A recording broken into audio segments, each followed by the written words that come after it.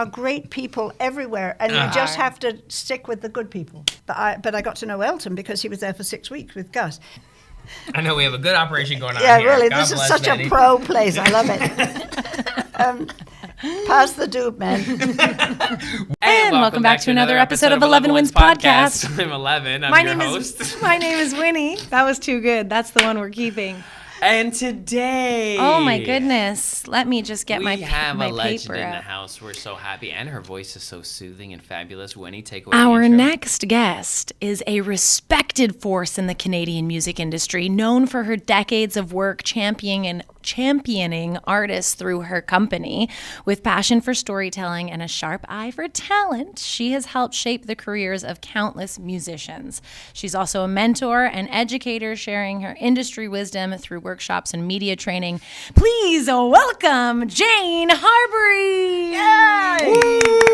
Woo! Thanks for coming on the show. My pleasure. It's nice to see you. I like coming in when I have no expectations and don't know anybody other than Robert there with the camera. I know, yeah. Our what do we call you now, Robert? Remember, you are wearing the headphones that are a little bit lower. So I'm very loud in Yes. everyone else's ears. Yes, thank you. I apologize. Oh, thank you.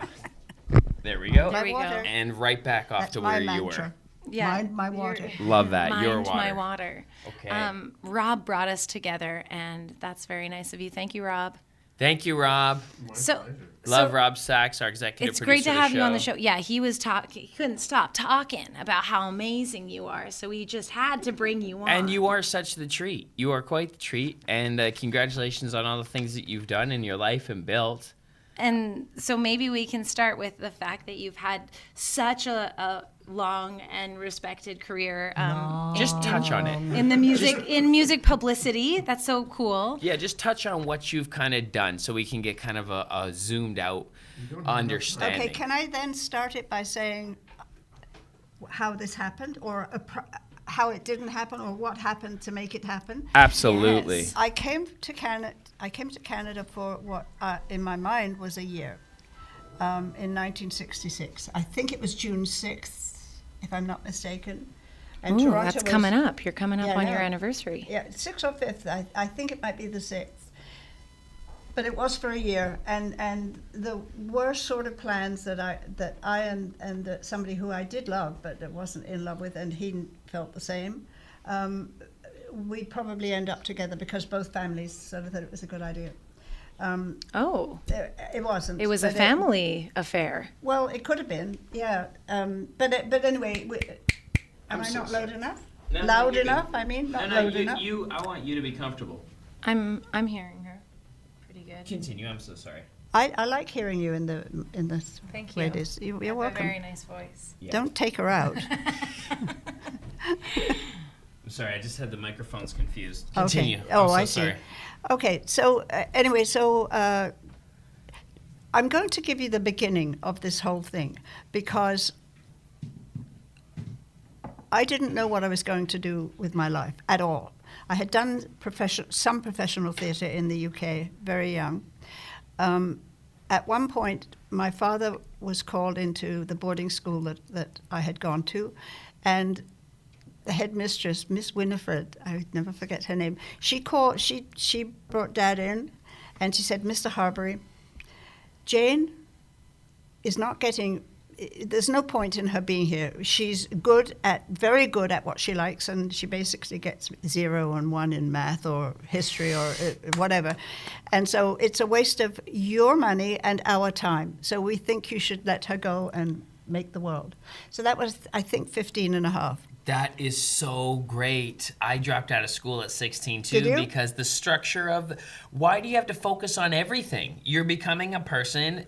Double down on what feels right. I love that you had that experience. Well, and thank goodness they listened to me or appreciated the fact that I was basically not a very nice student. I just ignored some things, and then they sent me at some point in the math, which was basic arithmetic. I then never got into geometry or algebra, but they sent me to the kindergarten to sit on the floor and play with bricks with the kids, and I thought I died and gone to heaven. Oh my gosh. So anyway, Hilarious. I did leave school, and I threw my Panama hat out of the train window on the way home, and I never really looked back. So then I got into I got into, because I loved kids, and they let me go to a Kent County Council home for babies. They were from like 2 weeks or to 5 years. And so I loved that and stayed with that for a little while. And then my grandmother, who basically brought us up, had a very good friend who was the buyer for, has anybody heard of Fortnum and Masons? No, it sounds cool though. It's probably way better. It's way better and way more historic and probably more ritzy than Harrods or any of those. Anyway, so Granny knew the buyer for a lingerie department at Fortnum and Masons, and she gave me a job, which was probably their first mistake, but they did. You had to wear a uniform. You had to wear a grey pleated skirt. How did you feel about that? That's what it was. I didn't have any choice in the matter. Granny put me in the things and sent me off. And a grey twin set you could wear, and the only jewels you could have were coral or pearl around your neck. And, and those are good options. Shoes that had heels of maybe half an inch. I didn't want to wear shoes anyway, but that was beside the point. And then so anyway, I did that for a little while, and you'll like this one. The lingerie department was run by Mrs. Gorman, I think. She was the head buyer. And in the lingerie department, nothing was cheap. It was all the best quality. It was all cashmere, silk. Everything, silk, yeah. And anyway, she had drawers not that she put on, drawers that you pulled out that had clothes in them. And it said, Mrs. Gorman's drawer, do not open. So I was with her because she was, I guess, mentoring me. I don't know what. I think it was because she knew Granny. And what she did was she opened up the thing and she said, get me out Countess so-and-so's thing. And I got the corset out for the Countess. And she said, here's what we do. I don't know why she told me this, but I watched her do it. She said, I get them a size larger, and then I take out the size, the label of the size, and I put in size smaller. So when all these countesses and duchesses and whoever else, seriously, were at the health spa to lose weight to go to the week of whatever it was. Maybe it was the races, the derbies in England, derbies in England. They thought they met their goal. They thought that they had lost a size or two when they went to the store. Exactly. And that's why sometimes suit stores will get these mirrors that like make you look thinner, right? Exactly. Or stronger or bolder. So wow. So this is actual fact. So then the Countess would come in and she would say, is Mrs. Gorman here? And Mrs. Gorman said, Countess so-and-so, lovely to see you. I've got just a thing for you. And she'd pull them out, and they'd all drool, and they'd put out their money, and they'd go away happy because they thought they'd lost weight. Oh, my God. For real. And I wish I was joking about this, but it was wonderful. Oh, so anyway, I did that, and then I left. And then I did, and I don't remember. Oh, and then basically, it was a thing that I was going to go. I had been told that it would be a good idea to be an au pair in Switzerland because I could learn German in the German part of Switzerland, which I did. So I was there for however many months, and I loved it. And I came back to England, and I didn't know what I was going to do. And then it just happened. And so I decided, I know, I was a young conservative in England. Do not hold that against us. It was a whole different world. And we were debating, and I was on a debating team. And my debating partner, we were in a pub after we'd done this with another team. And my partner said, she said, you should come to San Diego. There's 11 guys for every girl. And I went, oh, okay. But it was easy. Nice, so actually. the reason that it was so many guys was because it's a naval town. Oh. See, San Diego. So anyway, I tried to go to the States, but it seemed easier to come to Canada. So that's what I did. When I went to Canada House in London, they said, what do you do? Oh, I've missed a huge chunk. So then I went to, That's right, when I was going there. So I went back to children, which I was really good at, and I became an assistant matron at a boys' boarding school. Oh, wow. How was that? I loved it. They were between the ages of 7 and 13. Wow, that's a wild age to be around young men. Yeah. You were dealing with some hormones. I was dealing with a lot of hormones, and actually the matron, the head matron, we had 112 or 20 boys and 4 matrons. And she said when I was leaving, because I decided after 2 years that I was good enough to have my own school, is what I decided. Well, you are dealing, that's like going into a hospital and doing heart surgeries immediately. I feel like you're dealing with like concentrated young boys and going into men. That's very intense. And she actually said, "You are the first junior matron that I've had who hasn't had." She didn't say sexual relations. She just said who didn't get felled by the 13-year-olds is what she said. I was gonna ask. Like, did any thing like that happen? No, not at crazy. all. I was there to work, and it never even occurred to me. I guess. Them like. They're all you're like 18 at this point, right? 18, yeah. You're not messing around with 13-year-olds. You're not. No. You're not. I'm saying like how many 13-year-olds tried to hit on you. Basically, is what I was gonna ask. None of well, they may have. I honestly wasn't aware of it because I was the one who was going to say it's time for lights out. Get in bed and don't talk and whatever. You were the strict one. Well, all matrons had to be strict because the older boys would try and play you, you know? Yeah, for sure. The 12 and 13s, because their hormones were kicking it. Yeah, anyway, so I did that, and I loved it. I got my own school. I went and I had... and then I went to another school where I could have 36 little boys that lived in the house for all but holidays. And, amazing. And I got very, very close with these 36 kids to the point. Now we come really far forward because we're skipping a big.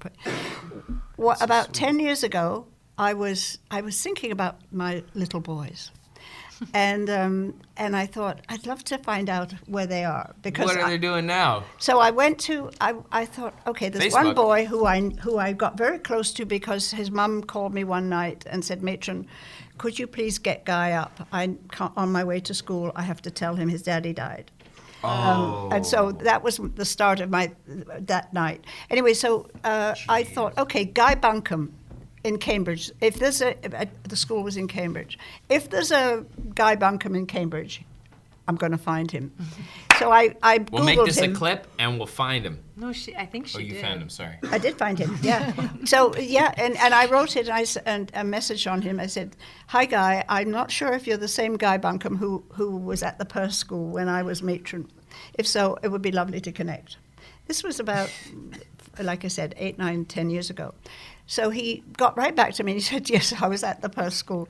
And I'll never forget what you did that night because I didn't realize what had happened, you know. He didn't know how his mum came and all that."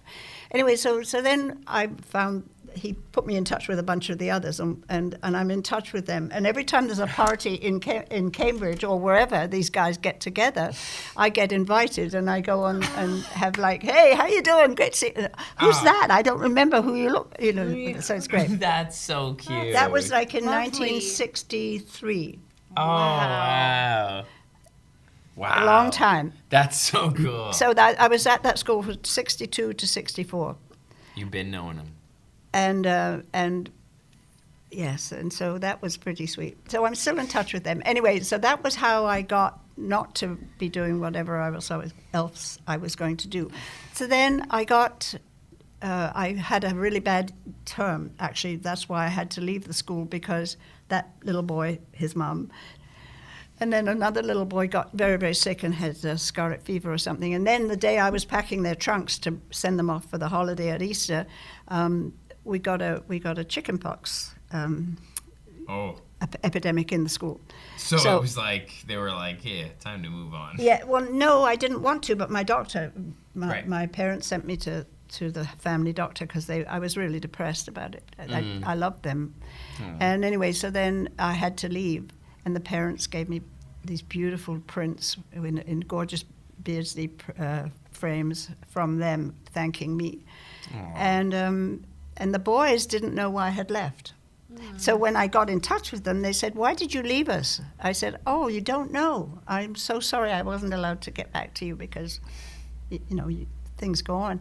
Anyway, then I came back and I did a school in the village that we lived in Surrey, Hampshire, in Hampshire, and then Janet Hunt said, "You should come to Canada, to America." And then I thought, okay, well, I'll go to Toronto. Fuck yeah. And I I went to Canada House, and they said, "What do you do?" And I said, "Well, I've been in theatre, and I also I'm a school matron." They said, "We don't have much call for school matrons. We'll put you down as file clerk." So that's what I came to Canada, as a file clerk. File clerk. However, my dad was at Sun Life of Canada, and he called his buddy who'd moved to Toronto, and that's where indeed I was taken on because of my father. That was another mistake that they made, but it was okay. No. Congratulations. Well, it's all very long ago, but it's kind of funny how I got here. And then here we come, fast forward to the music scene, which is what I've been in since 1969, nonstop. Wow. I was in a play out west, and that was great. I was doing a Neil Simon play for about 6 weeks, and that was wonderful. And they came back, and I started at Sun Life. And then the girls in Sun Life in the pool were going out on a Friday night, and they said, "Do you want to come?" And I said, "Sure." I think it was November. It was probably the coldest November you've ever experienced here because nothing was built up yet. It was like no big tall buildings. Oh, wow. The tallest building, I think, was the Fairmont Royal York Hotel. Really, seriously, not even kidding. Except the Sun Life building was 12 stories, so I'm not sure. But anyway, it was close. So anyway, they said, "Would you like to come? We're going to a club." And I had no idea what a club. I had never been in a club, City actually. club. So I said, "Why not?" So we met in Yorkville in either October or November of 1969. And we stood, there was some steps down to a venue. So I had no idea what we were going to do. A club meant nothing to me. So we got inside and we said, "Yeah, we'll have 5 tickets at $3 each, by the way, in those days, to come to the show." "I'm sorry," said the person at the door. This show is sold out, as is the second show, but you could come back for the third show at midnight." Nice. And so... I love that for that band. Yeah. Wait till you hear who the band was. The Doors. No.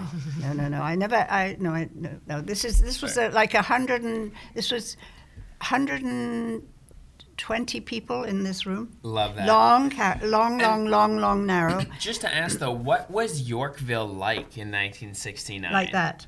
Like it is now? No, like I'm just describing right now. Like everything was, it was the hub. It was the hub for everything. Like, but it wasn't commercially retail-y yet, right? No. It was more artistic, like Kensington Market kind of. Yes. That's what I hear about Yorkville.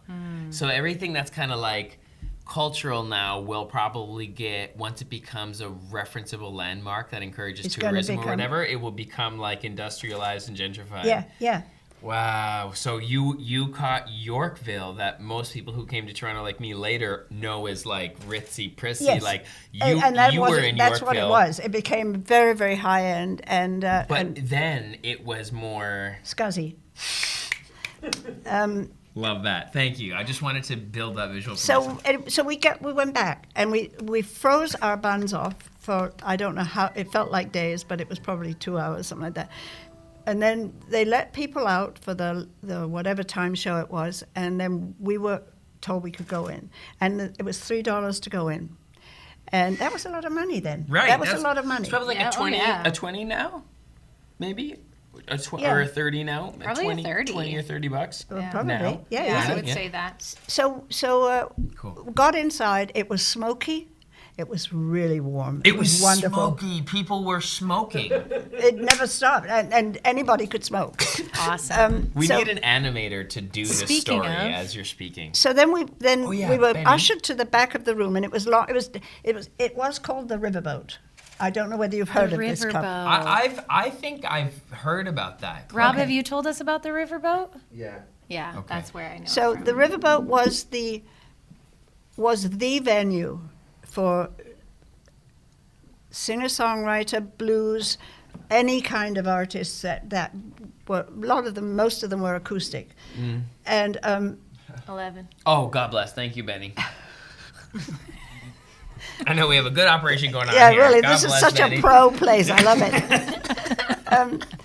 Pass the dupe, man. We're Yorkville then and now. So anyway, we walked in and we were sitting at the back, and the riverboat was long and narrow. You walked in the door from coming down the stairs, and the stage was on your right, and it was in front of where there was 3 steps up to about 4 tables that took 2 people each, and then below that was the Cute. long room. Okay. And so the capacity, as I said, was about 117, 119, something like that. So then we were sat down, and we were facing the stage, but we were facing the north side of the stage. And it was all wood, and it had All wood. it had brass portholes, real brass portholes that from other ships. The only part was that to make them look like it was an ocean, they had green gel on them, so you'd see green and you think it was the water outside the sea. I love that. That's brilliant. And brass poles on the tables, so like holding some of the tables. Oh, love that. Still. Yeah. Oh, I like that. That's fun. fun. And the tables were round wood. No, they were not round. None of them were round. They were rectangular. They were straight in the balcony part where we were. They were They were about square. at the north end of Yorkville.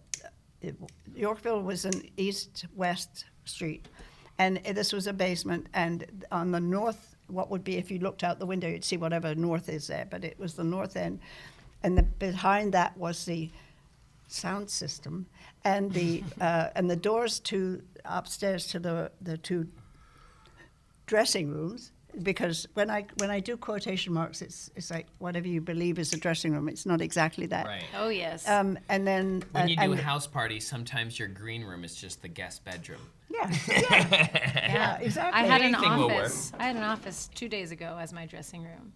Did you? Yeah. That's good. I did a show at a resort at a hotel one time, and they gave me the fitness room, the gym, as my pre-show green room. But they had my But that's rider not stuff. bad. They It figure was it great. out, yeah. I meditate before my show, so it was perfect. Yeah, It you was didn't so need to much- exercise. It's meditation. Exactly. Yeah, I'm it's- sorry I cut you off. It was though, but fine. yeah. It just reminded me where I was. I'm old, remember. That sounds like such a vibe, a little basement vibe in 67. It was. It was. And so one of the things that you had to do was you had to buy a drink. So, Right. So the One drinks. drink minimum. No, we weren't a licensed place. So the drinks were like hot lemon with honey, tea. Oh, that's even better. love that. Yeah. We love Or that. cappuccino. cappuccino or espresso. This is the vibe that we love. Totally. That's we Yeah. don't. Well, drink it was very special, and so That's what we do here. you do here, yeah. We do yeah, a show here. I know. and- Yeah, Sorry, continue. it's okay. This is going to be a long night, huh? I know. Okay, so we sat there, and you had to buy a cup of hot water with a tea bag, or whatever it was, and it was all $1. And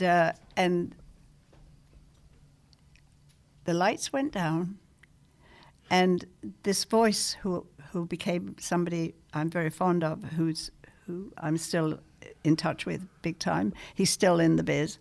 They said, "Good evening and welcome to the riverboat," because he was German. And he said, "Would you please make a very warm welcome to Gordon Lightfoot?" Oh, and wow. out came the 2 musicians who were Red Shea on guitar and the bassist was, I'm going to get back to him because I can't remember. And then Gordon. Wow. And they stood on the stage, and that was all it took for me. And so legendary. So then we left, and we all went our separate ways for the weekend.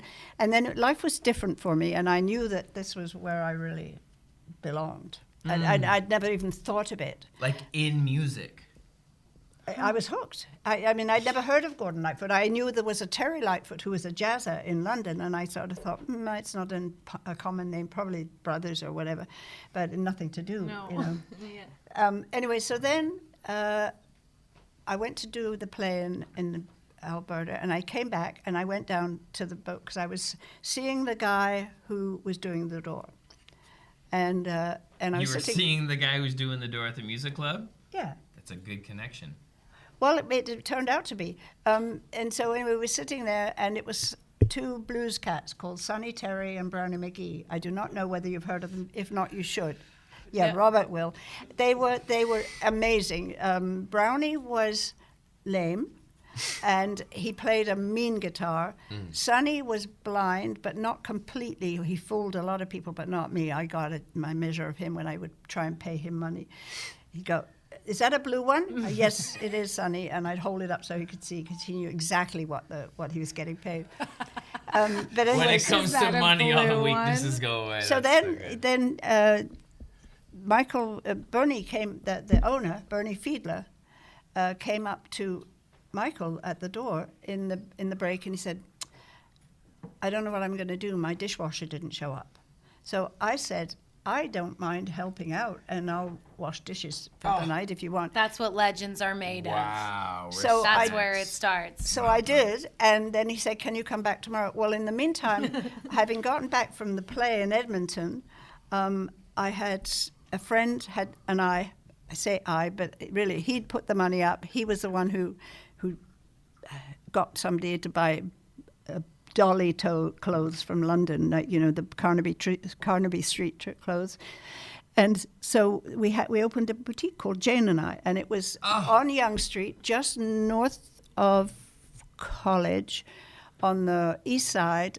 And there was a store called Hercules, and Hercules was of old military uniforms, everything. I remember that, yeah. Why would you remember that? How old are you? I mean, I know stores like that have military clothing. Like X-wear. So it was military, and it was... also, I mean, I remember the corner you're talking about, which is now a Shoppers Drug Mart and a Pizza. Yes. I was visualizing. Okay, it was a little north of there, but it was on the east side. Okay. And so there is like a military surplus store still there, and they sell machetes and beer knives or beer mace and like a bunch of like old military. outfits. Then they probably got the stuff that was left in Hercules. I don't know. Probably. Maybe. Yeah. There was a couple there for a while. That's crazy how popular. So that was happening, and then so that was Jane and I. Cute. And the guy who started it, lovely guy, and he was the eye, and I was the one who was in the store each day, pretty much. Wow. And then and then we closed by 8:00 at night, whatever, because it was still very, very young Toronto, and I'd have time to go.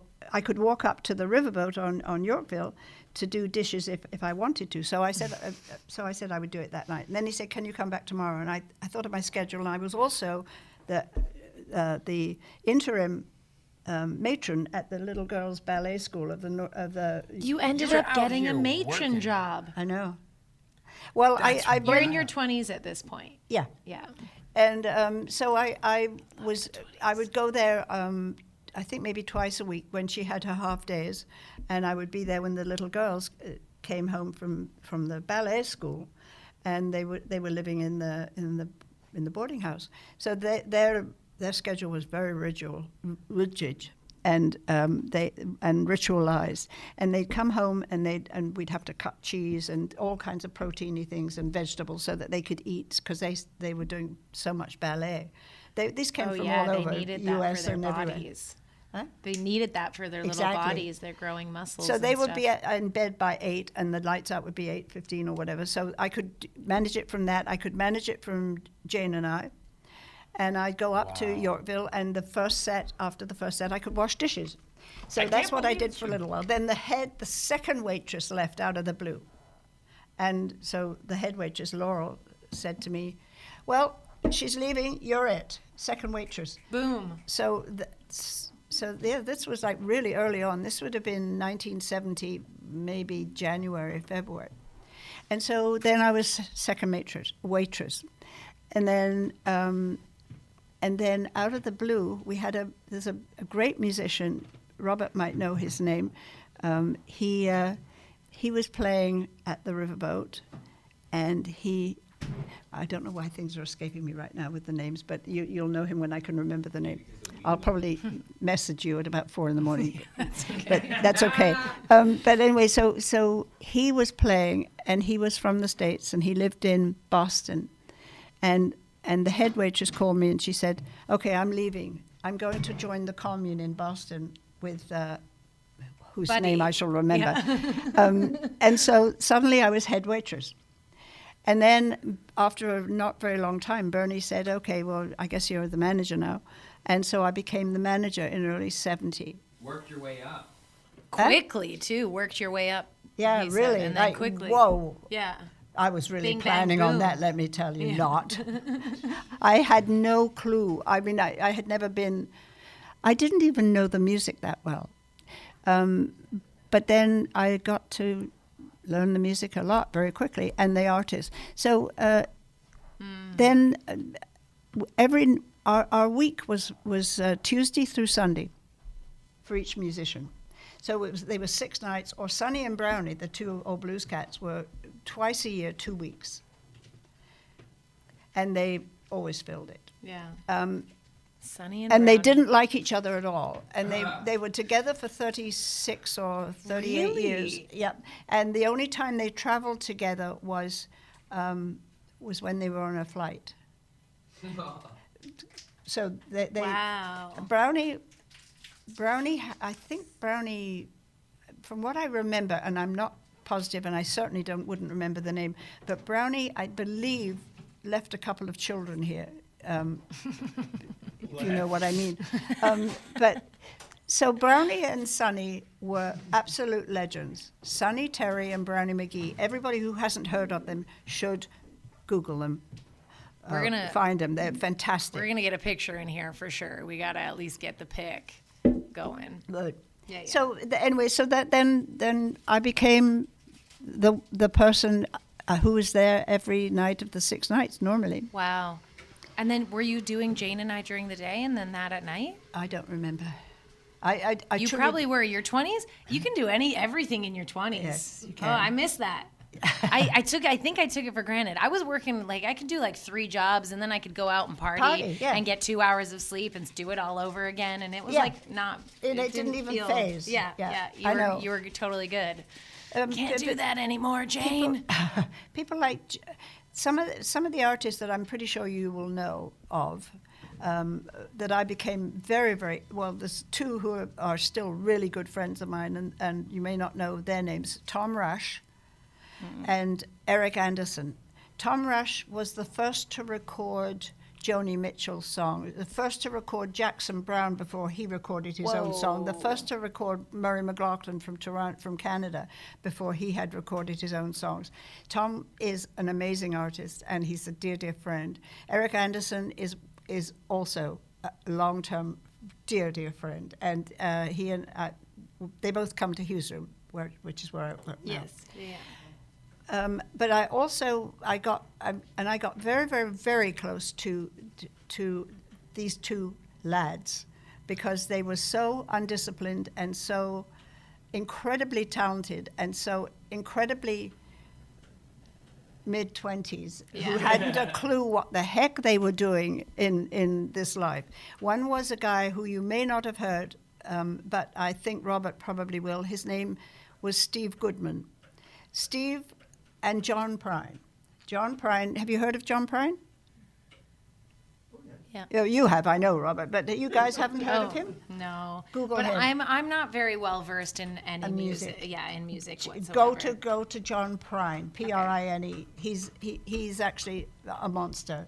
He wasn't a monster in like a being. Bad way. He was just a monster, a songwriter, and an undisciplined, wonderful. He was like an unbroken foal. He had no rules. You say that's beautiful. Yeah, it's like Rick Rubin now. It was fantastic. So I worked with them. I worked with Jackson Brown. I worked with. There are so many, and if you Google the Riverboat, most of them, not all of them, but most of them, I will have worked with. James Taylor, the other Taylor brothers. I worked with them. Kate Taylor, she was back to us recently, the sister.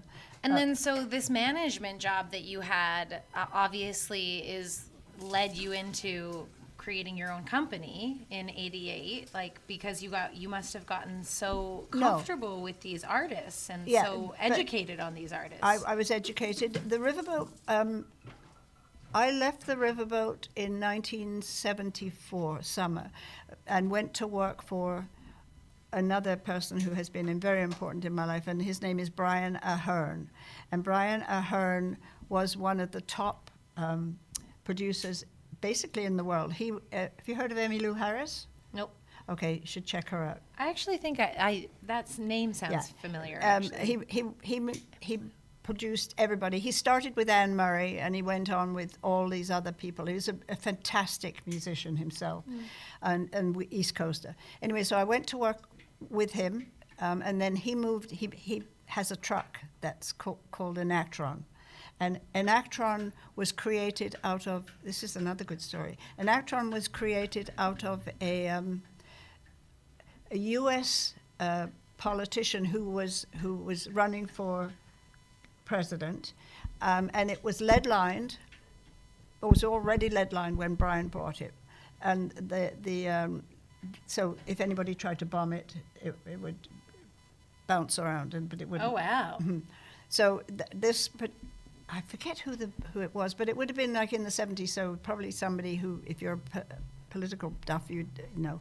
Anyway, so Brian bought the truck, and then he renamed it an Actron. And an Actron is now in the Nashville Hall of Fame in Tennessee. And it recorded people like Johnny Cash and Merle, Johnny Cash, just a huge number, including, I think he was the truck on the Last Waltz movie. It recorded the events of that. It wasn't on screen, but it was there. So that was then, and then Brian and the truck moved to LA because he got a deal with Warner US. Oh. Do you need to smoke? Mm-hmm. Oh yeah, I'm just asking for it. Oh, okay. Yeah. I'll pass it. I don't mind. So then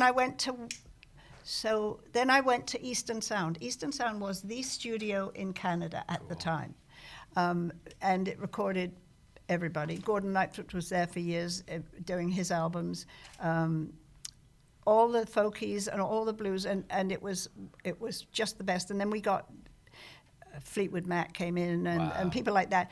But then the Elton John and Gus Dudgeon, they moved in for 6 weeks into our big studio, which took a symphony orchestra. It was that big. Whoa. And that was on Yorkville at Bay. What would 6 weeks in a studio like that cost? I don't even know. I didn't have to do that. I was in reception and bar and booking, studio booking, and that's when I got to know Elton a bit, and Gus Dudgeon, the producer, and also Bernie Taupin, because that's when I got to know Elton a bit. Well, just a bit. But the band, so the studio would normally run from 6 in the morning to 6 at night, and then there would be cleanup, and somebody would come in from 8 in the night to 8 in the morning, right. Whatever. So it was that big, and it was that much in demand. So when Gus did the deal with our director of the studio, it was for 24/7 for 6 weeks, and nobody else could go into that studio. So I have no idea what it cost. They rented it. It was so expensive. Because they set up with all the musicians and all the sound and all and everything. And so nobody other than the producer and the engineer and the artist could go in. That's so cool. That was a nice paycheck, I'm sure. It was lovely, but it was also great kudos for the station. You know, it kind of solidified it all. For sure. So all these amazing people played there during my time, recorded there. Wow. And I got to know Bernie on the phone.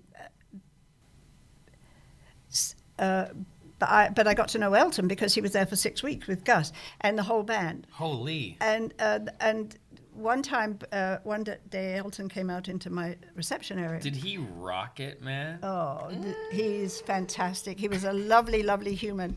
And he came up and he said, "Has Bernie called in yet?" And I said, and I knew it was Bernie Taupin he was talking about, Elton's partner in songwriting.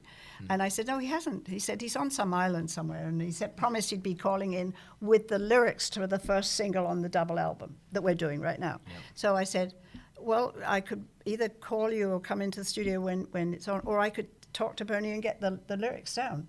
So he said, "That would be amazing, thank you." So nice. Bernie called in, and I introduced myself, and I said, Elton wanted me to take the lyrics because they're in recording something. So I took the lyrics, and as I'm reading them, and writing them, I'm going, "Oh, it sounds like someone broke my heart tonight," or someone, that song, the big romantic ballad. And so that's how I'm picturing it. And I got in, and I took it into Bernie and Gus, Elton and Gus, and I said, "This is going to be an amazing song. I can just hear it." And they laughed. And I said, "What's so funny?" He said, "It's going to be Don't Go Breaking My Heart," that one. Dun, dun, dun, dun, dun. I tried that one. And they funked it up. And then they brought Kiki D in from the UK, because Kiki was going out with one of the guitarists, but she also had a heck of a voice, and she was singing backgrounds with Elton. Oh my gosh. So then every day, and now here's the best part for me, was that every day they all stayed, the whole lot of them stayed at the Hyatt Regency at Avenue Road in Yorkville. It was the hotel at the time. Yeah. And they had 2 floors. So Elton had a floor, and I think Gus was on the same floor probably.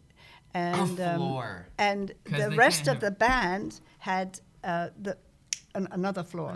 And they had their big living room, and they could get together in the evening, and they also had somebody recording, video recording or filming, I should say rather, everything that went on from the time that everybody met in the morning. You got to.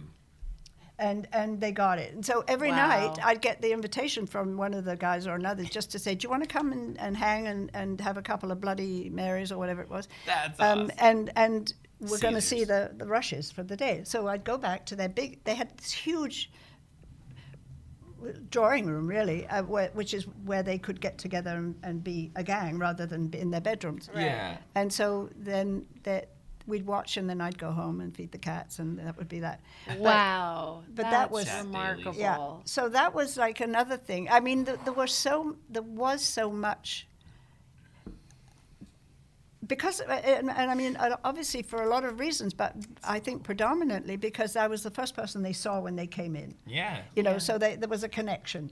And That's so cool. And after 6 weeks, man, we became buds, Yeah, 1,000%. How could you know? And here's the thing. There was a I think he's still alive, but he was a limo driver, and he had a presidential Lincoln, and it had a phone in it. Oh. Back in 1970. Huge. Whoa. What? 4, Who even? Whoa. Yeah. So he would pick Elton. The band would walk up 200 yards, whatever, and Elton would be waiting for his call. He'd be waiting, and he'd call and he'd say, "Okay, I'm ready. Come over, get me now." So very quickly we learned that people were doing 24/7 outside the front door of the recording studio, because they'd seen the band come in. They knew Elton was coming. Shit. But we had the back door, and it was a load-in door, I think. I can't remember, but for instruments. So JP was the guy's name. JP had this. no matter what time of day or night, he would come with a black suit with a rose, and his hair would be gelled back, and in his limo.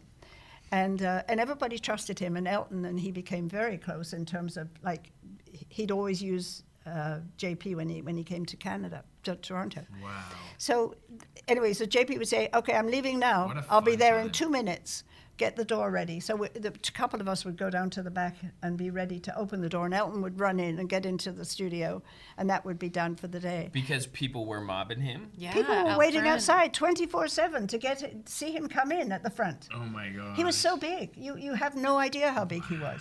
Yeah, I mean, you probably do. Yeah, but we have a sense, A definitely, of sense, how big but he not a was. feeling like that. Wow, Yeah. that's crazy. Oh, wow. So, yeah, you were part of that right there in the cut, part of the system of making that happen. Yeah. That's tremendous. Well, it was, and it wasn't anything special. It was just what it was. And in terms of a day-to-day thing, you took care of whatever could be taken care of.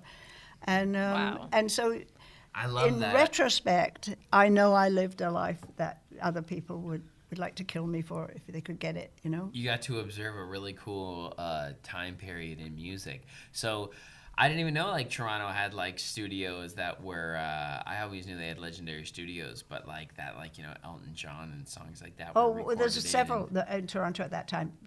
It's always been a great recording. And that's city. I find myself it's a very creative atmosphere and like a lot of like forward motion. It's cool like that. It feels like a little small New York. Yeah. But wow, that's so cool. So Yeah, how long? What? I do want to get to you opening your Yeah. publicity company. Okay. This was like you were seeing like the real like stars in the business do their thing with this company, and then what made you kind of transition or pivot into again starting your own, like the same fate you had with the starting a school, or at the early with the being a matron. So like when did that kind of Well, long that were you in the cut happened. for? That happened, and I was just thinking, how did it happen when you said that?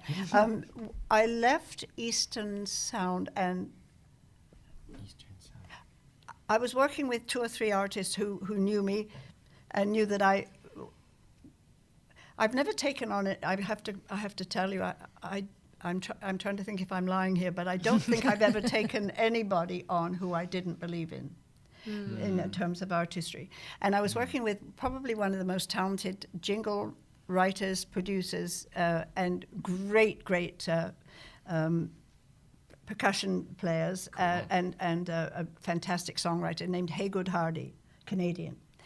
He was really Good name. I know, and it's Haygood real. Hardy. It's Let's real. go. And he asked me if I would help him out. I'm going, what am I going to do for Haygood Hardy? Because I didn't know jazz. It's exactly like I didn't know folk or whatever. I didn't know blues. I didn't know any of those. I didn't know what the music was. I just thought jazz. I don't know. I don't like jazz, I don't think. That's how I thought. Right. So anyway, I started with Haygood, and he trusted me, and I grew to love the whole family.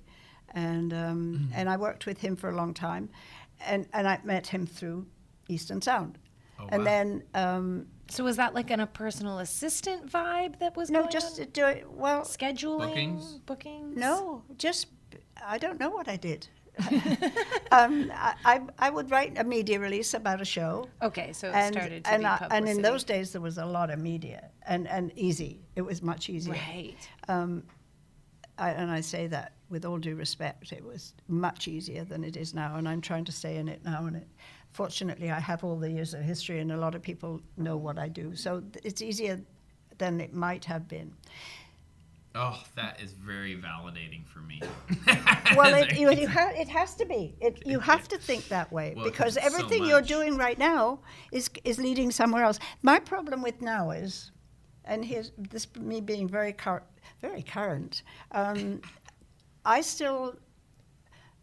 I have an amazing database. I have for my media releases, when I put information out for Hugh's Room or an artist who I'm working with, I do not have contracts with people. And that's not to say that I think contracts are useless. It's just that I've never been asked. And if I believe in somebody, they know they're going to get as much as I can give. So I've been very fortunate to just be able to move from people to people or person to person. So my database is, when I do Hughes Room releases, which I do for every single show, pretty much, and we're often 7 days a week, I resource and research to get some stuff that's good that maybe people won't know, that they'll pay attention to an artist. So that. Ooh, what do you look for things that you think people may be inclined to pay attention to an artist for? Well, the history, reminders from other people of how important someone that I'm working with was or is important in their life. Someone that people might not know the story of a song that people have sung for years and didn't realize who wrote it or who made it famous, or who produced it or whatever it is. Important, so like notable. You have to research the artist. I'm not talking about social media. I don't do social media. I have a social media system, and I send out things to the people I know on socials, and if they pick them up, great, and if they don't, I have no control, because that's the way I feel about social right now. I have no control. And we have a social team at Hughes Room, and they know what they're doing, and they do their best for us all to sell a show. It's very tough. So I have to find that one thing, maybe, or the two things that are going to stand out for people who actually read a media release. Yeah. So I have all these people, and every single one of them I have asked, I have actually got their permission is what I've done, and said, just so you know, sometimes I'm sending up to 6 media releases in one day. You always have the option to opt out, because it's right there in how you do it, or you can not read it and ignore it. That's fine too, but know it's coming, because you're on lists, and they say that's fine by me. I'd prefer to know than not. Wow. And a lot of people don't know some of the stuff that I find or know, and they go, I didn't know that, and that's got me the engagement that I want to that person. That's so cool. I'd be very curious to see your process and just like how you naturally look for things that stand out to you. I have to go to the website. I have to go to people I know who know them or have worked with them if they're old. I'm not being facetious here, but if they're old enough that people would have read a media release. Yeah. And in defense of young people, a lot of the people on my media lists are young, and they do want to know. Last week, I was at a celebration of life for a very important person in pretty much the whole industry's lives. It was at one of the venues in Massey Hall, and it was about 3 hour long, and it was beautifully done. And I was seeing people who I know for a long time, but I don't see them. And one was from Boom Radio, the Boom station. And she came up to me and said, I can't tell you how much I love getting your media releases, because I wouldn't know otherwise that this artist would play. Oh, awesome. So whether they can do, and sometimes Boom can sneak in a song from somebody called Alfie Zappacosta, for example, who Alfie's a Canadian, he's amazing. Da, da, da, da, da, da, da. You know that song? The commercial for pizza? Pizza. Oh, yeah. He was the one who wrote that and sang that song. I met that guy. Remember a Jags party at Mancha Financial? Oh, my gosh. Hilarious. Small world. Yeah, so that's the kind of thing that she said I wouldn't have known. And she said sometimes I can sneak in one of his songs because they were huge hits. I mean, he sold 80 million copies of albums, like in his, not of the same song, but doesn't matter, Right. So there's a lot of legitimacy to it all. Does it sell tickets? We're not sure. We don't really know what sells tickets anymore. Yeah. We have Judy Collins. Have you heard of Judy Collins? Judy Collins, let me tell you, she's one of the most iconic artists there is. Judy Collins. She turned 86 2 weeks ago. She's Taurus. Sounding and looking great. When's her birthday? It was the beginning of May. Okay, I'm April 29th. That's why I I asked. Yeah, I think she was May. Yeah, she was beginning of May, maybe the 4th. I don't remember. 86. There she is. May 1st. Oh my May goodness, 1st, yeah. she does look iconic. But her hair is in a pixie cut, and she's gorgeous, and she's still there. She still sings like a bird, and she had some of the biggest hits of Joni. Actually, she was big. Mitchell? Yes. Wow. Well, they all come from the same era. Yeah. I mean, Joni's younger. She's only 80 now, you know. Wow. But I say that with all due respect. But I think she's 80 or going into 80. We were all young. We were all young. Yeah. And we lived a life, and luckily enough enough of us are here that can remember and talk about it. That's awesome. Anyway, so Judy has done multiple times at Hughes Room, and she's just an absolute delight as a human being. And we sold out very quickly for the first show, which is on this Sunday, which is a long weekend, which is not the easiest to do. And then we negotiated, or the bookers negotiated with her management and secured this coming Tuesday. Nice. So she's staying over, which is great, because she does get tired, you know. Yeah, it happens. And her accompanist is a fantastic piano player. And so then she'll be on Tuesday night as well. And That's wonderful. she's just done so much. And there's an incredible, I think it's YouTube. If you go to Judy Collins and Leonard Cohen, you'll it's from a German television show, and it's Judy Collins hosting, I'm pretty sure. Check it. It's like, you know what? You almost should be telling them get a room, because they are. It's so intimate and it's so emotional. And she's talking, and she's very proud to welcome Leonard Cohen, and he comes on with his guitar, and they hug or whatever, and they sing "Hey, That's No Way to Say Goodbye." That's from 1976. Wow. And they both look so young and gorgeous. And it's just the most beautiful thing. So you should find it. Have you got it? Yeah. It's fantastic. Anyway, so there's all this memory. And if I've got the memory, I'm going to try and point it out to people, because people should know the history. Yeah. You know, they really should. That's Steve cool. Goodman wrote City of New Orleans. Driving on the City of New Orleans. You should check him out, too. Steve... You are just a natural publicist. Since we've been chatting, you've given me a list of like 17 I'm people. also talking probably too much. You probably got No, questions. not at all. No, I'm just saying this is so great that I'm just saying that you've turned this into what you do, because it's obviously very natural. Like you. It has to be. I don't know how you can talk about somebody positively if you hate their guts. No, 1,000%. It's just like you're such a natural fan. Did you that's ever? So good. Did you ever like music. specifically not work with someone who wanted to work with you because you were like, it's not going to work between us? Yeah. Well, and here's what I say to them, and I still would do that, and I mean it with absolutely. There's nothing other than an honesty. Thinking of Dan Hill's song, "Honesty is too much." Sometimes when we touch, right? Anyway, so sometimes when we touch, honesty is too much. Yes. I want to break down. That's legit, man. That's like real as fuck. Yeah, lyrics. I worked are with so Dan important. for a long time. Did you? I worked his last album, but I knew.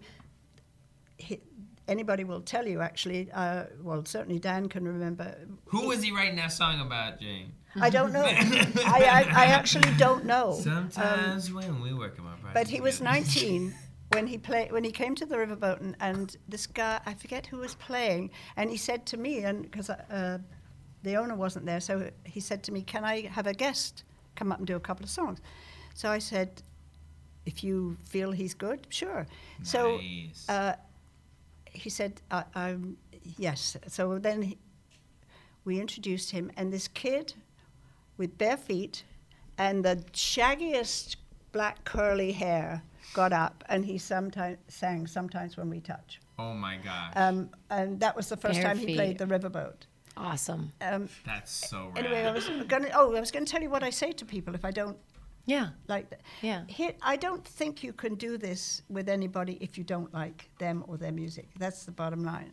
So It's like selling a product that you don't use yourself. Yeah, like how can you endorse it? So I just say, I don't think I'm the right person for you, but I usually come up with somebody who I think it might be. Well, I don't want to do a disservice to somebody I'm sending them to, so I probably would say, I just don't know how to help you, because I don't want to do that if I felt it wasn't good. Sure. But if I thought it was pretty, I've got a Cramp? Charlie horse or whatever in the back. Oh. Anyway, so it's honesty's everything. It really is. If you can't get anything, there are occasions where I've taken on somebody who, and again, mostly I know them before, but sometimes they come unsolicited, and I will always listen to them. But if I don't think I can do the job, and that's the point, it's not whether they're good or bad. I mean, I may turn down the biggest. I had to turn down working with Andrea Bocelli. Oh. Because I was working for BMG Music Canada, and I was in what we call the strategic marketing department, which was classical, jazz, the Chieftains, world, Kermit the Frog. That was a highlight for me. 2 days with Kermit. There were 3 Kermits, just in case there was an accident, but that's beside the point. We didn't tell people. But anyway, so yes, and the publishing company sent me a cassette and said, we think you could be the right person for this. And I listened to it, and it was the very famous song. That one? No, now I've got Sometimes on my break. Yeah. It wasn't O Sole Mio. It was the one. Anyway, I had Ben Heppner, who was our Canadian most wonderful tenor, just wonderful, and he still is. Nice. He had to basically stop because he did everything, and it was just exhausting for him, and he loved it, and he used to do operas all over the world. Anyway, so so they came to me with Bocelli, and he had done this piece, and I love it, and I had to say, it's in direct competition with me and BMG. You know, I didn't even question it. I wouldn't go to BMG because I could have probably sneaked it in, but I would have felt horrible, you know, and it could have been, I could have gotten caught out, you know, with it, and people would call me, Yeah, you just couldn't see it so working. Morally, also, it seems like you. How are you going to do what I do if you aren't moral about them or the song or the art? Because I have to be the voice to get people interested. Yeah, if you're not interested. Here's a statement. So this is something, again, I've done, and I teach in my class. I'll say, okay, so they say, well, what do you do if you get, and my students say, well, what do you do if you get somebody who you don't feel anything for or like or believe in? I say, the truth of the matter is, I don't think I'm the right person for you. That's a really nice, polite way to say it instead of just... Well, it is. Instead, you have got an effing clue, or you haven't got a chance. You know, because I don't know that. Yeah.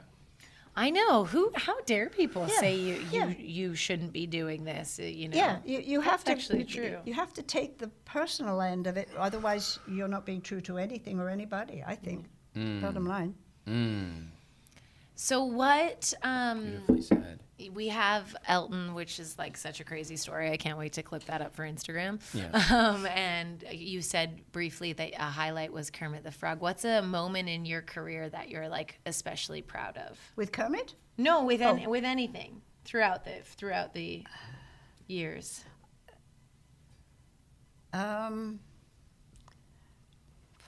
don't think about that.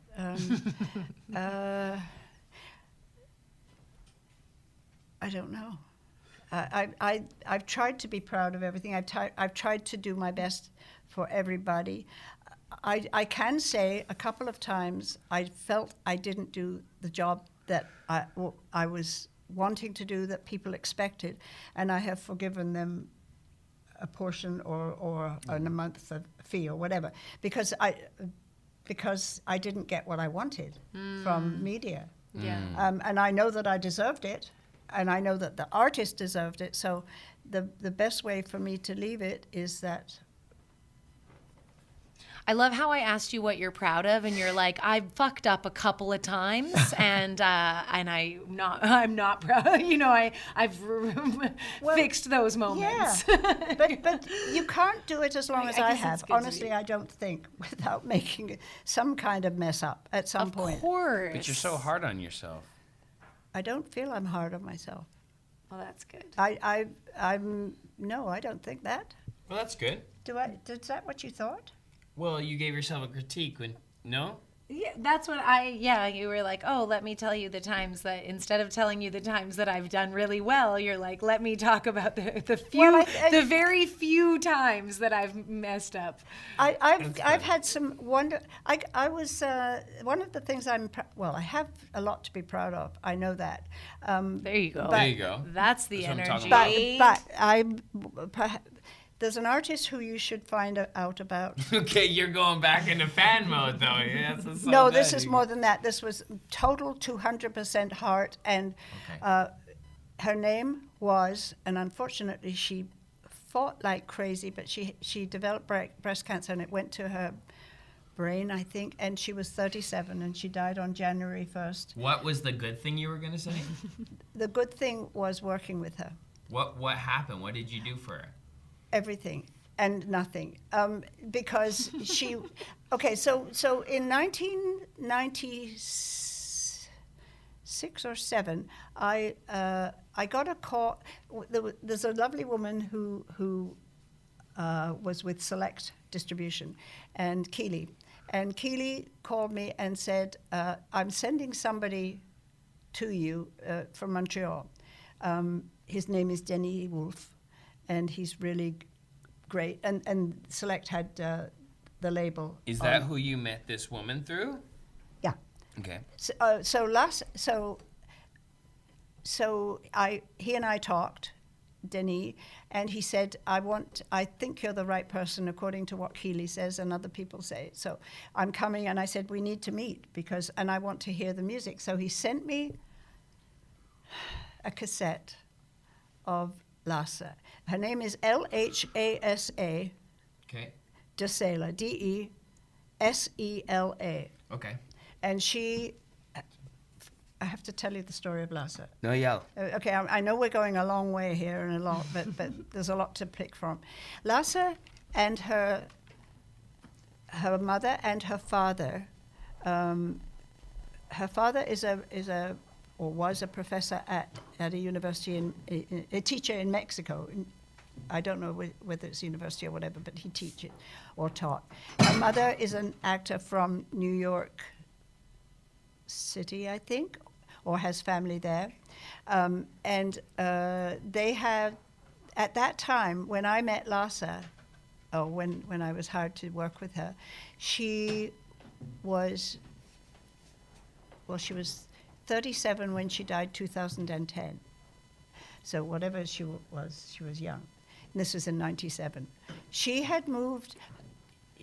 The family had traveled around in a school bus through North America and Mexico. Her dad would do whatever it took to provide for his family, and they squatted in homes that were available, and Mum taught the kids. And at the time, I think there were Lasse and 3 of her sisters, and they traveled, and Lasse was always like the one who was reading and listening to music and dancing and being free when she was little. And then so they ended up coming. They were in San Francisco, and I think at 14 she sang in a club in San Francisco, and pretty much knocked everybody out. Then her 3 sisters, and I forget the age disparity, but the 3 sisters went to circus school in Montreal. And they became circus performers, and very good circus performers. Lasse moved to Montreal because of her sisters. And she started doing the rounds and meeting musicians, and they started jamming. And then she started writing, and one of the others, who was the producer, also a lovely guy, they started collaborating. And then they started, and it was always Lasse de Sela. It was not and whatever. And so then they started gigging, and there was a buzz in Montreal and Quebec City. So Denis Wolf, who's the A&R or the president or whatever of the label, came to me and he said, we've got an album coming. And this would have been in the fall of 2000, whatever year it was, 2007. Okay. And so we sat, and he said, she's a gypsy. And I said, what do you mean? I pictured a gypsy with the hoop earrings and the whole bandana, the outfit. Yeah, and actually it wasn't that far wrong, but it was. But she was so much more than that. She. It's hard to describe her without getting really emotional, because we all loved her so much, all of us who came in touch with her. And I was closer than most because it was my company and my client. And she and I shared a lot of the same things. We both loved sushi. We both loved animals. One time we were doing an interview. We had a request to do an interview with new music on City TV. And they asked the artist to pick a place where they would really like to be interviewed. This was after Lasse had won her first gold record, which would have been in '98, the first time after we released. Yeah, that name sounds familiar. I'm going to look that up. I'm sure. The album's called La Llorona, L-A, and then L-L-O-R-O-N-A. That's the Lasse de Sela, Llorona, which apparently means salt witch or something. I don't know. But I think it's something else. Anyway, so we were doing. She was thrilled to do this new music because it was a national TV show, and it gave the artist a lot of hear. So we had to come up with a place and an idea that she would love. So I told her what she had to do. She was maybe quadrilingual. You know, she did French, English, Spanish, and she also learned Chechnyan. I don't know why, but random. But she was brilliant. Anyway, so she came back to me and said, I've got the perfect idea. And I said, what is it? And she said, well, hi, puppy. Oops, wire. Benny. Yeah. No, he's caught on the wire. Yeah, I'm coming over. He'll figure it out. Good. Thank you. So then I said, so what is it? She said, well, I've always wanted to go to a buffalo farm or ranch and be there. To like sit to and be there. record and Yeah. like write? To be interviewed with the host, with a cameraman Great. filming of them. So I said, that's a great idea. So this would have been in December or January. And so I called the producer and I said, great idea. Lasse's come up with a brilliant place she'd like to be. And I don't know where they are, but I'm sure they're there somewhere. She would like to be filmed and do her interview at a buffalo farm or ranch. What do you think? No word. So I said, what do you think? He said, I can't believe I'm saying this, but we just did Neil Young 3 weeks ago, and he chose to be at a buffalo farm. So oh, no. I came back to Lasse and I said, we can't do it because Neil beat you. So then she said... She's like, I gave Neil that idea a month ago. So then she said, okay, well, and this was February, and it was one of the coldest Februaries I've experienced in very many years. And he said, and she said, well, I would like to go to the Toronto Island. He's on the wires again. He's on your wire. He's literally on your wire, sleeping on it now. There we go. He's a We good got boy. Whoops. Got it. Thank you. Good puppy. Yes, you are. So then I said, okay. So I said, well, they'll have to use the icebreaker because the lake was frozen over. No. And so I called back to the producer and I said, okay, she's got another good one. So he said, what is it? I said, well, I'm not so thrilled about it personally because I'm going to freeze my ass off, but she would like to go over on the ferry to the island and have the interview It's a great idea. thing happen there. The island. Toronto Island. That's the best over there. Yeah, but not in February when there's no ferries going except That's the so one cold. that has the icebreaker on it. Oh, wow. So he said, let me see what I can do. So he came back and said, okay, we can do that. Steve is one of the top videographers, and he said, Steve's going to be doing it. I said, great. And he said, so I'll get you the details, and then you'll talk to, I forget the host's name, but that's what, we'll all go over there. And I said, well, it'd be okay because there's a little coffee shop over on the island and I can go in and keep warm. Well, actually, no, they closed down for winter and it doesn't open till May. Yeah, no, nothing happens over there in the winter. So I went, okay, fine. So then we went over and there's footage of her somewhere where she's standing in the front of the boat and she's going, look, Jane, look, it's a swan. And the swan is taking off from the ice to fly. Wow. And so...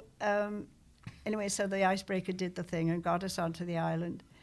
It's good to have a good icebreaker in case anyone is nervous. Yes. Oh, sorry. Did I?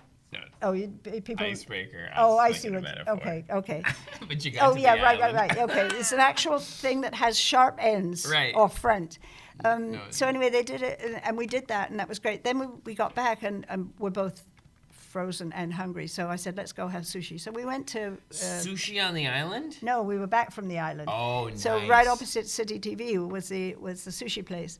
And so we went and did that. And then she loved going into Kensington Market. So I took her into the market and she bought some stuff. And I don't know if I bought stuff.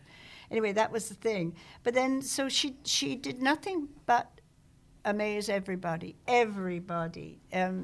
including her family and the other band members. And so we released the album in Toronto in March, which was for the national, right, for National Distro.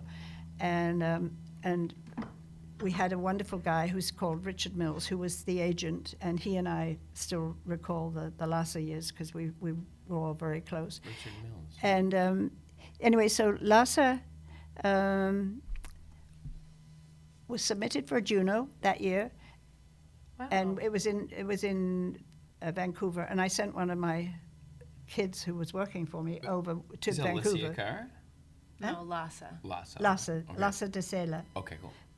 Anyway, so she won, and Sweet. Yeah, it was sweet because it had been out like only, it had been out less than a year because it was released on March. But it was hot. Hot. It was hot, like was in hot. the streets, like in the people, like that year, they liked it. People liked her new record. They loved it, and it's actually platinum. I have my first platinum album for that, and several golds for that and the other two albums. Wow, that's so cool. But so she did everything that we asked her, and I never stopped asking, and she kept doing the shows and doing the interviews and everything. She was just such a best trooper. And she, after a year and a half or 2 years, she said, okay, I'm going to France. And her management and her label were going, oh no, she's going to France. And so she went to join her sisters who'd started the circus, single ring circus in France. And they drove around in one vehicle and they put up one ring, and it was all... She would sing, and her sisters would do acrobats, and there were no animals. It was just a very human thing, except for the dog, who did whatever the dog wanted. Wow. And so she did that, and then after about a year, she kept in touch all the time with all of us.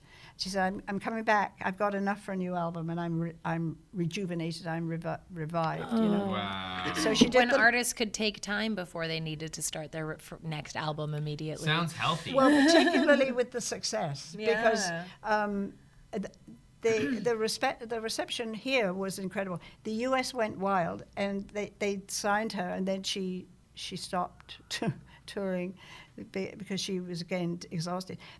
UK, France, Switzerland, Germany, Poland, obviously the Latin countries, and Chechnya, and places like you go, Russia? What? Yeah. So anyway, she went and then she carried on, and then she did in the old days the Toronto International Jazz Festival would be based on City Hall Square. Okay. And they'd set up a huge tent, not a tank. A big tank. And there would be get like in the maybe tank. 500 people able to see somebody. And she was a co-bill. And I was surprised, but anyway, she was a co-bill with somebody who I thought was boring as hell, but I wasn't booking it and I wasn't buying tickets. But I was worried that it was going to be her audience. She's a lovely human being, but just boring in my mind. Anyway, so Lasse and the boys had been in the States touring, and they got in, and I said, it's going to be a packed house. I just want you to know I don't know whose audience it is. So I'm hoping it's yours, but certainly they're going to be entranced by you, but just so you know. We got Sarah McLaughlin on the other side here. No, yeah, but it wasn't Sarah. But she did do, Lasse did do the... but just like a calm-ass artist. Like the Sarah McLaughlin Festival. Oh, really? What was it called? The one... Oh, yeah, Lilith Fair. Yes. She didn't have a fun time with that either. But anyway, so when they announced... what's her name was on first, and it was very pretty and very lovely and boring. And they would give her a lovely applause. They did. And then it was Lasse, and Lasse and the boys walked out, and you couldn't. People were standing. They were so excited. It was her audience. Yeah, it was her audience, no question. Good. And she used to stay at my house. Where I had a house that had 2 spare bedrooms. Actually, I had a lot of musicians. Yes. And she stayed when she'd come. She'd stay with me because she liked it, and she loved my dog, and she loved my cats, and she's an animal person. No. And then we kind of had the third album. We came out with the third album, and she did well with that, but it didn't do as well. It was also, things were changing by that time. It was like into 2000s and whatever. Yeah. And then she was getting ready it was for the 4th album. She was getting ready to tour, and she had she'd been fighting a cancer, and she'd been doing really, really well, and she was enjoying writing and being with her family. She'd found a guy who loved her, and she used to tell, this tale is tragic, and she'd do it like that, and it was so fun. But then she found this guy, or he found her, and he stayed with her until the end, which was beautiful.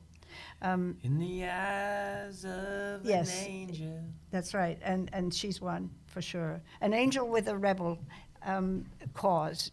Anyway, so she did the album, and the guy stayed with her, and everything was going well. And she'd send me reports, and she got her hair back from the chemo, and all was going well.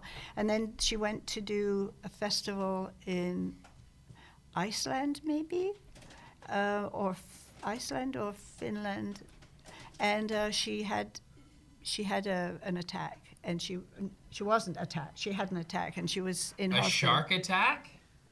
No. Like, I wish there was a happy ending to this. A wolf attack? No. But she made her mark, like Yeah. she, Well, she Robert, made, you she knew lived, Lasse. Lasse de Sela. Did you know her? Oh my God, I've got to educate the olders. Really. That's what you are doing. You are doing. I think you gave that Google us a lot Lasse today. de Sela. Google her. We're going to put a list of all the people that you have to Google at the end of this episode. And Lasse was she was the most heart person I've ever worked with, actually. She was like my daughter, I guess. She was everything you want to love about an artist. She was opinionated, she was loving, she was feisty, and she wrote incredible songs. And she was just a gem. That's beautiful. And anyway, so she had to come back to Canada and go for treatment, and we weren't allowed to tell anybody.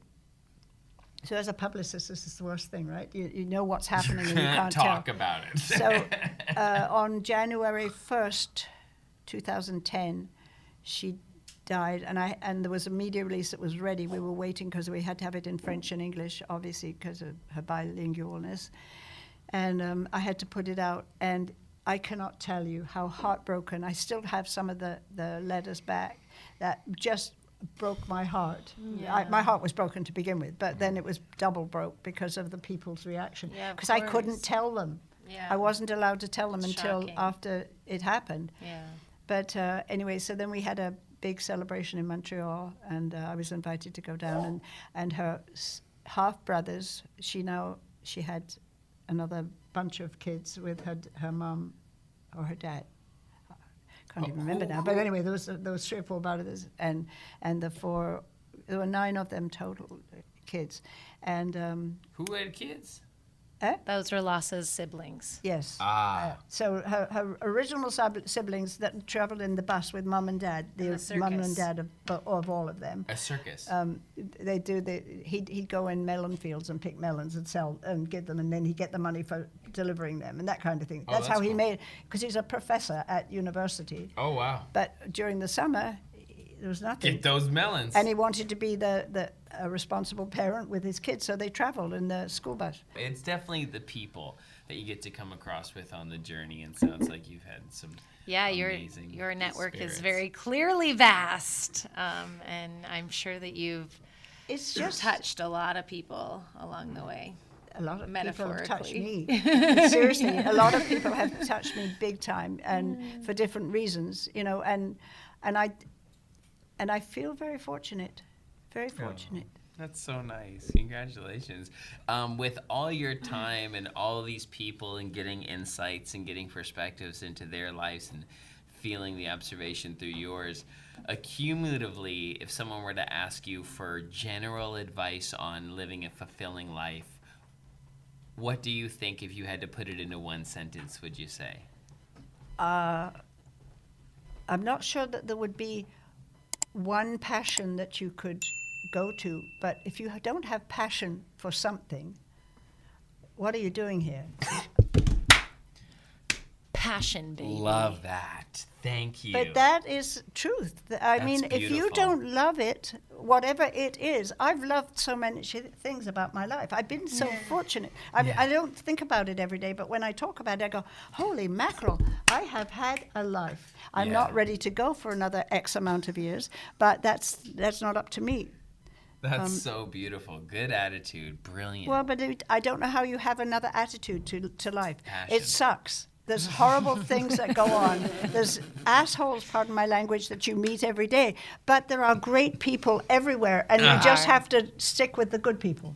Yeah. And I'm not going to be love able to that. change anybody else. No, I you wouldn't. can't. You can't Because control that's not, anyone. I'm not the one to Yeah. change. You got to find in yourself, and you're right, attract those positive experiences your in good people people. through your vibration. Yeah. That's so beautiful. Oh, Jane, you've been such a delight. you are delightful. Well, I'm glad.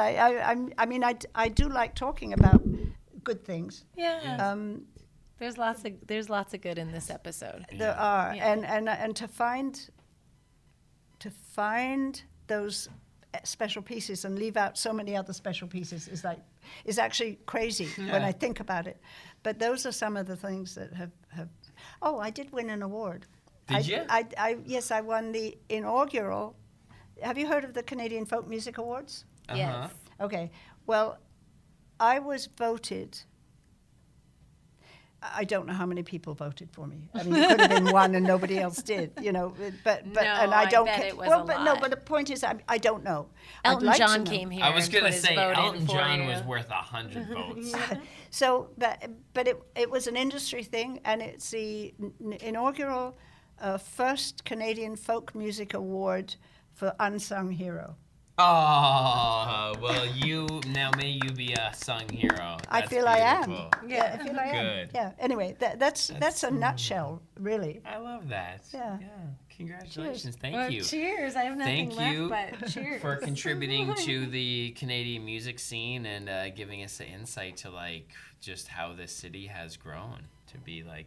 The city like has you. grown to the point that I don't even recognize it a lot of time. Actually, It's I mean, It's like one of the little boys that you were Yeah. made Yeah. into. You're like, hey. and if you, it would be great to send this to Guy.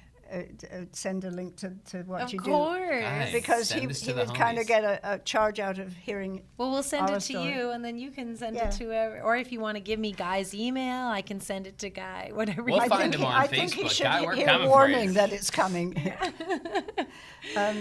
But yeah, I mean, there are so many people